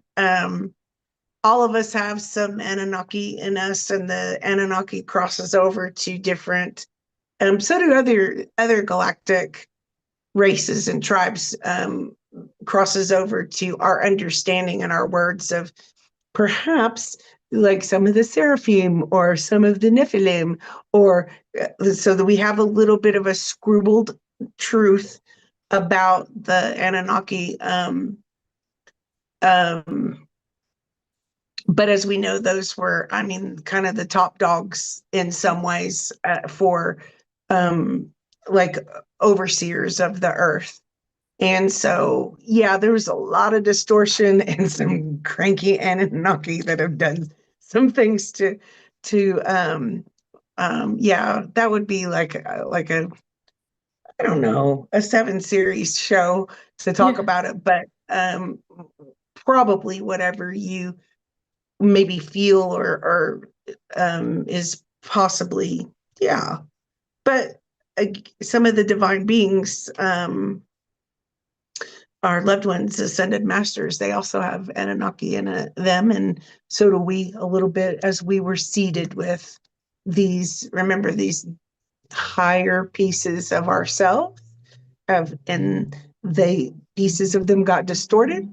And so yeah, so there's good and bad on that one, on the Yeah. Anunnaki. And they were also released from their seats Mm. and their parts of the power grid if they were not willing to be respectful and honorable of the laws of the universe and unity. Does that make sense? Absolutely. But you've also got to remember, folks, there was a lot of genetic manipulation as well. When the Anunnaki came in, when the Draco came in, when the Greys came in, they were all in a way fighting for power because Earth was a gem, if you will, within that highway of, it was also a very important trading route interdimensionally. So there was a lot of skin in the game, let's say, from all of these other entities that had very powerful um, what control, let's say. So there was a lot of a big power struggle between all of these entities, and so there was the Anunnaki and the Draco and the Greys that all wanted to genetically modify the human and experiment with us, and that's where all of this sexual depravity set in. We are still struggling with all of that because of those influences. So to Yeah, me they did. that's yeah to me They, that's the Anunnaki influence and the Draco influence. yes, I call it, it's very rude of me, but they spliced and diced us pretty big, and then they did continue to cut away our connection with source, our remembrance, and what I always call our magic. Mm, I've never been into magic spells, but the magic is that Christ energy. yeah, And absolutely. this is the time where, like, and I think there are quite a few others that were kind of just yucky Mm, yeah. off. Yeah, not in Um, alignment, right? Not in alignment with that true create energy. And so they all sort of went off on a tangent and, decided to explore that negative side of themselves. And that's what manifested within our reality. So I hope that helps you. All right, let's shift gears. We've got Melissa in the chat as well. Melissa X1H2Q. She says, hello from New Zealand. Hello, Melissa. hey, Melissa. Let's see. She says, I I lost my dear friend. Sorry, go ahead, Melissa. I am, pardon me, I did not mean to interrupt that. I've always wanted to go to New Zealand a whole lot. I've never been, of course. Oops. Okay, I'll work on it. Melissa, I'll call you Yeah, and it sounds you like a show me around beautiful if you place have to be, time. right? Yeah, yeah. Yeah, I must see it. I must touch it. Okay, back to your question. Pardon. She says, I lost my dear friend Travis suddenly on July 19th last year. Does he have a message for me, please? Melissa from New Zealand. He's funny. Yeah, he does. Did you grow up together? Oops. Because I feel like there's like a deep remembrance of each other, like appreciation, like friendship, like interesting friendship. And he's doing the peace sign. And to me, it's literally a like I made it, and I like send love to you. He says you feel him sometimes, and he sends you music, and he says thank you for almost like praying, like I don't know, for his sister or his mom or both of like his family, because things are not the same without him in the physical realm. And he says I've got your back, and he sends you shooting stars for signs. Whoa. And he wants you to know that he made it. He's safe. And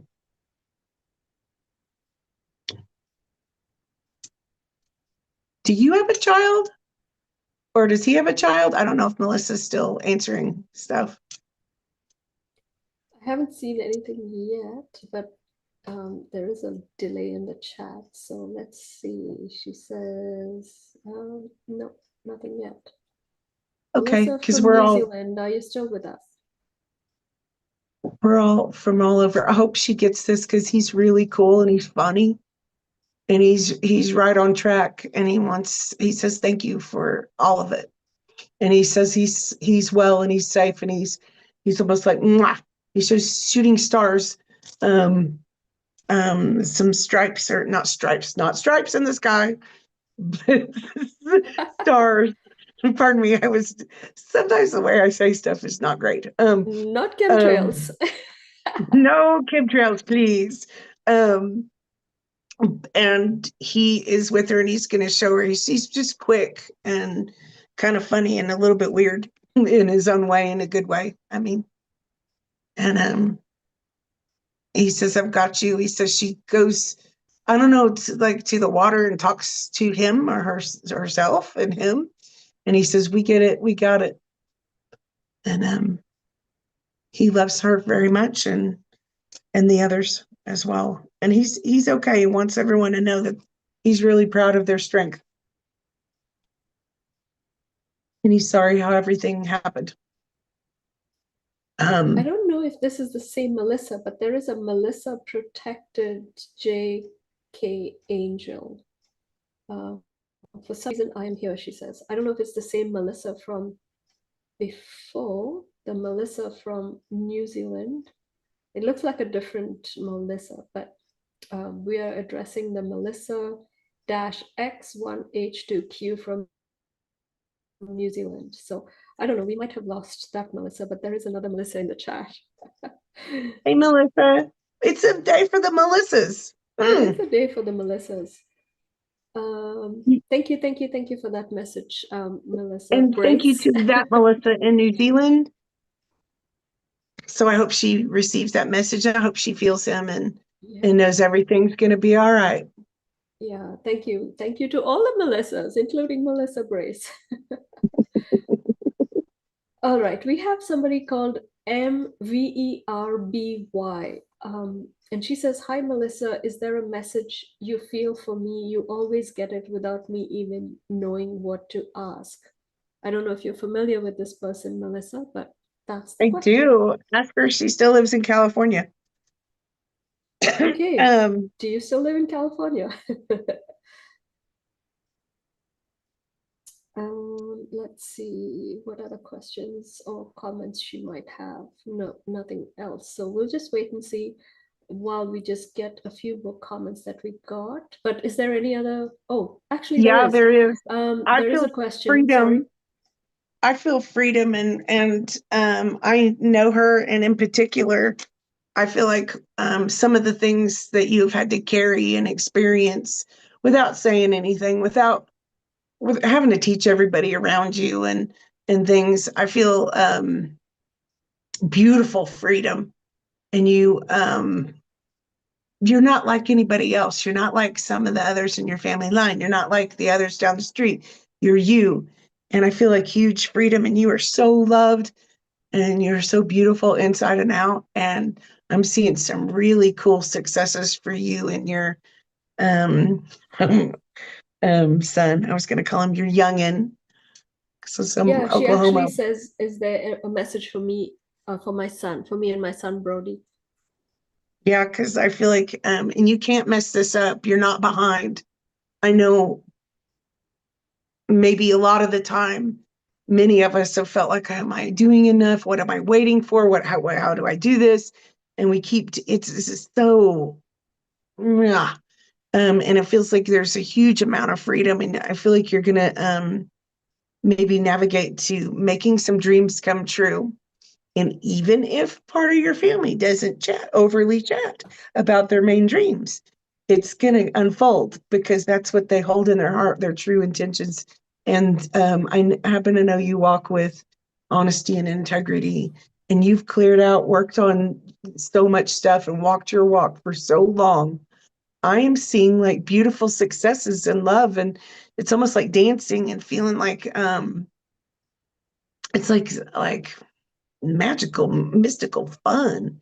And I feel like colorful laughter and connection and um I feel like you're gonna have more money too.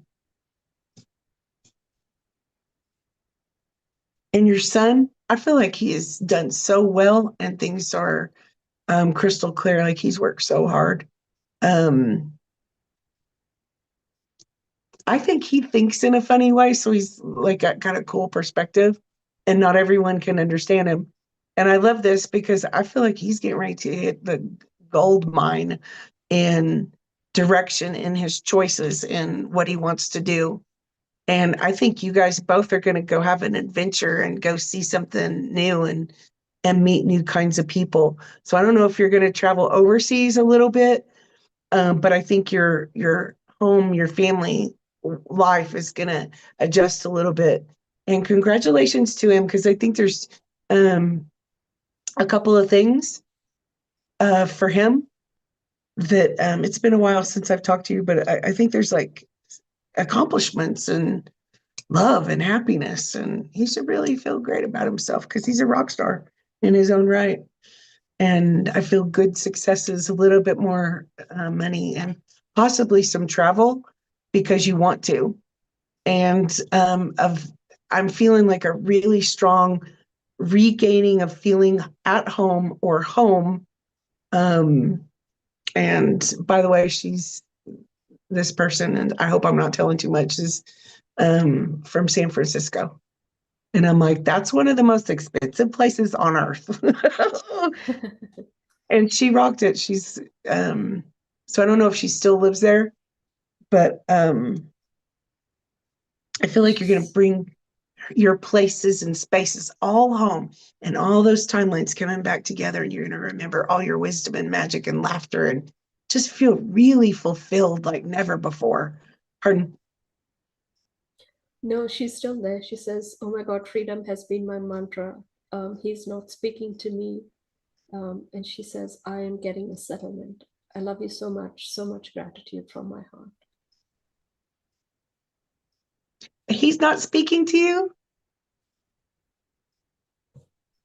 Good, the settlement, yes, yes, and yes. I feel like the finances are going to be okay. And it's going to feel, you know how sometimes all of us are like, oh, it just feels so squished and oppressed and stagnant. I am not saying that about her, but I am saying, like, if you have felt that way, it's like the pieces coming back together and dreams coming true, and it's going to be all right. And I feel like you get to be yourself again.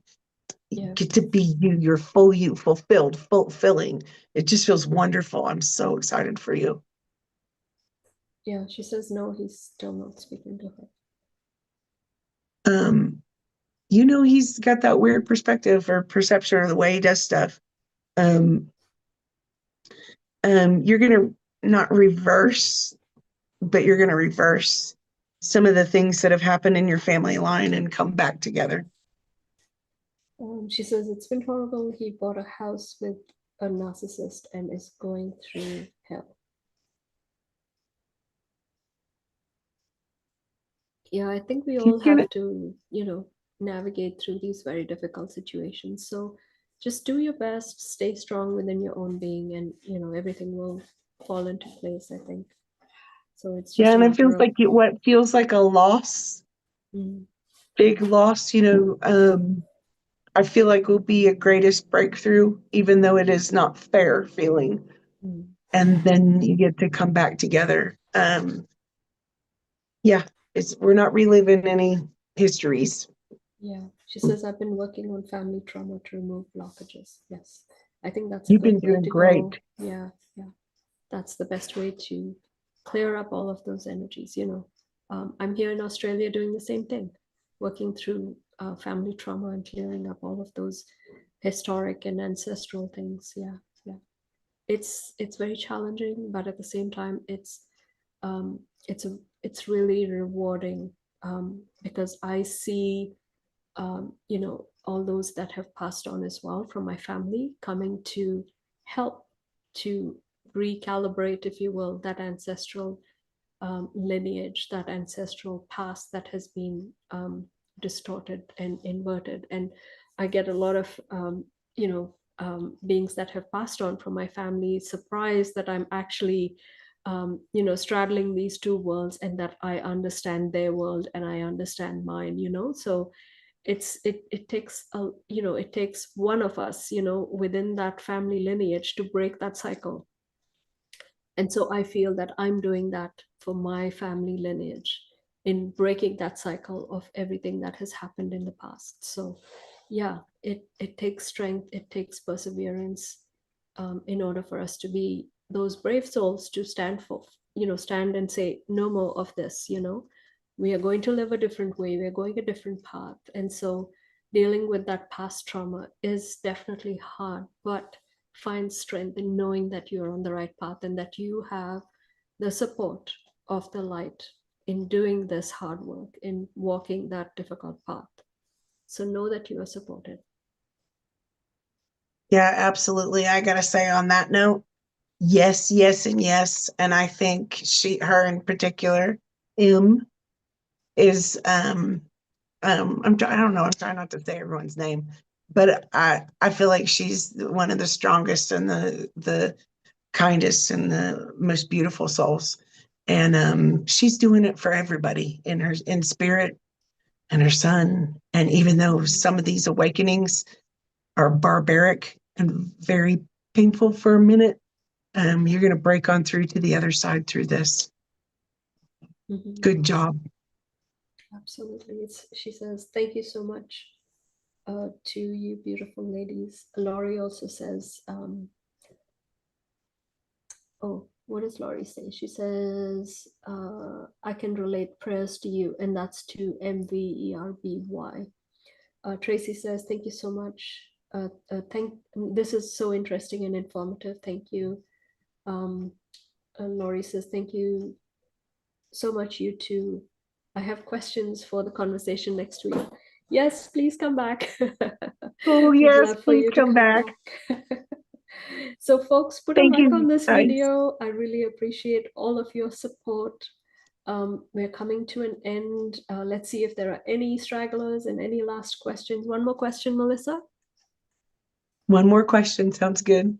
Okay, I think it's from Melissa, the second Melissa that joined us. She says, I'm from Brazil, so it's a different Melissa. I don't understand English. I'm using a translator, so don't understand what you're saying. Oh, I wish you can replay this and get a complete translation of this conversation, Melissa, but I will try to address your question. She says, I have a spiritual guide just like Jungkook from BTS. Seriously. I don't understand who that is. Do you?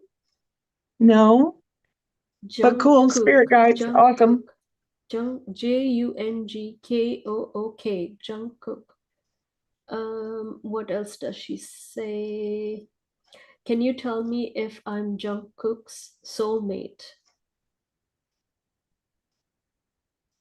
I am feeling partially a yes, like the oversoul connection.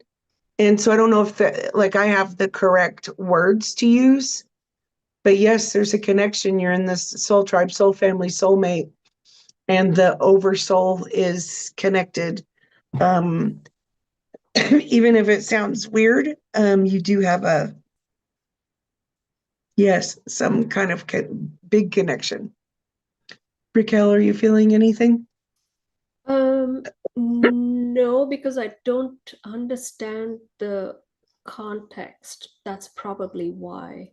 I don't know the term Jungkook, so I'm a little I confused by don't that. either.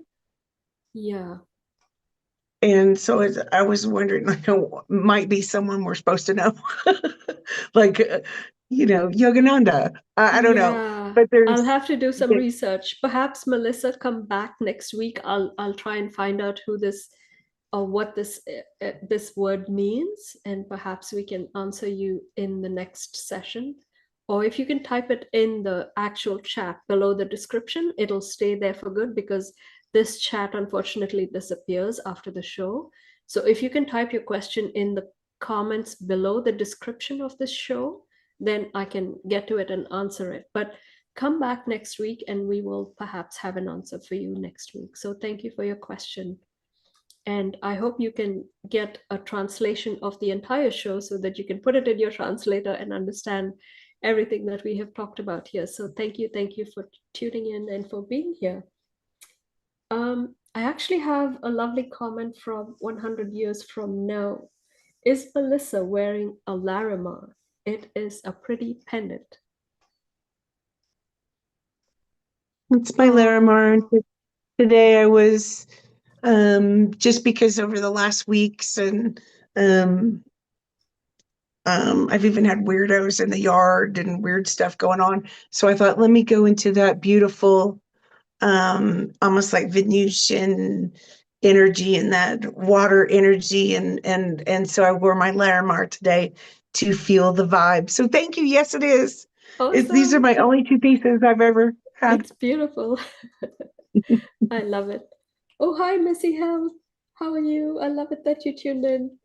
I don't know if Hey, you know Missy. Missy Hill, Melissa, but Missy's in the Yeah, I chat. watched her on a lot of stuff. Yes, Missy. Yeah, Hey, awesome. Thank you um, everybody for joining in and for your beautiful questions. We've had quite the conversation today, so I love it. I love it. I love it. thank you all so Missy much. says, I was tuning into Larimar yesterday. Yes, it's a beautiful energy, isn't it? It's It was that helping me a water lot. energy, that purifying energy, isn't it? Yeah, it's so lovely. Mhm. Any closing comments, Melissa? And if you want to tell people how to reach you, anything you're working on. And I just want to say that all of Melissa and my contacts will be in the description, but you can go ahead and share your services and whatever else you wish to. Yeah. Of course, anytime you can let me know on the webpage and email or text or anything. And I just want to say thank you to all the Melissas and the Missies because that was fun for me. Because I Yeah, it hardly was ever a get to talk great about show. I them. know. I always end up, with these shows and being on such a high at the end of the show. So it's beautiful. Thank you everybody for tuning in and for being here with us and sharing in this conversation. It truly is a very high vibrational frequency that we have created. So I hope it ripples out into the world as, our contribution today for tuning into that 0 point energy field. Do you feel like taking us out in prayer, Melissa, like we did the last time? I thought that was so beautiful. I would love to. Yes, I'm honored to. I'm just going to say thank you, God, Source Creator, for hearing our hearts and knowing our hearts and uplifting our hearts and breaking us through all those sticky, hard things that we've gone through and whatever they may be, if there are generational lines or any level, any layer of that lower energy. And thank you for just holding our hand and helping us know how to do it, because sometimes we forget. We never had to do this before. Um, and thank you so much for really uniting us together and bringing us into sacred union and into the next steps of our lives. And so much happiness and love and healthiness and wholeness and richness and success. And thank you for just immersing us in that Christed energy and that divine wisdom and knowledge and keeping us on track. Awesome. Thank you, thank you, thank you. That was beautiful. So, closing comments. Jungkook